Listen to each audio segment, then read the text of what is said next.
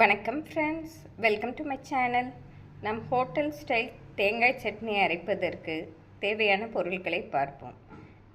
தேங்காய் சில், 2 ஸ்பூன் பொரிகடலை, 2 பச்சை மிளகாய், 4 பல் பூண்டு, 6 சின்ன வெங்காயம், சிறிதளவு இஞ்சி, சிறிதளவு புளி, சிறிது கறிவேப்பிலை, தேவையான அளவு உப்பு.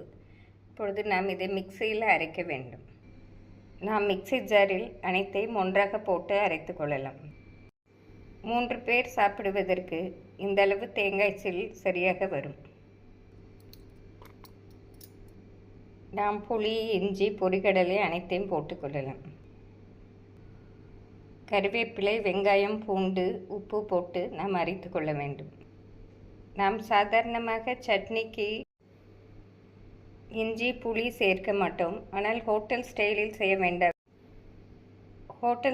செய்ய வேண்டுமென்றால் சிறிதளவு இஞ்சியும் புளியும் சேர்த்தோம் என்றால் மிக அருமையாக இருக்கும்.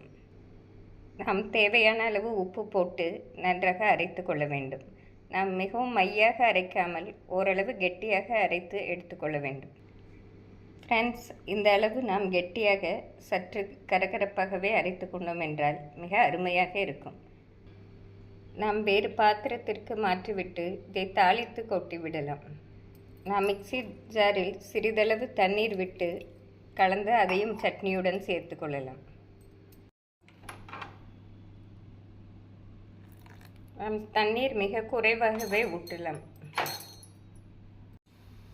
நாம் தாளிப்பதற்கு 1 ஸ்பூன் எண்ணெய் ஊற்றிக்கொள்ள வேண்டும்.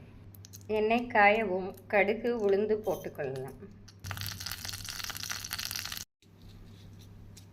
நாம் கடுகு பொரியவும் 1 காய்ந்த மிளகாயும் கறிவேப்பிலையும் போட்டு இறக்கிவிடலாம்.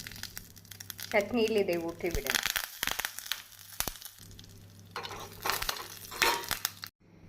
ஃப்ரெண்ட்ஸ், அருமையான ஹோட்டல் ஸ்டைல் தேங்காய் சட்னி ரெடியாகிவிட்டது. ஃப்ரெண்ட்ஸ், இதேபோல் மினி ஊத்தப்பமாக ஊற்றி சட்னியுடன் குழந்தைகளுக்கு கொடுத்தாலும் விரும்பி சாப்பிடுவார்கள். இதன் வாசனையே அருமையாக இருக்கும். இதை செய்து பார்த்து எப்படி இருக்கிறது என்று கூறுங்கள். Thank you friends.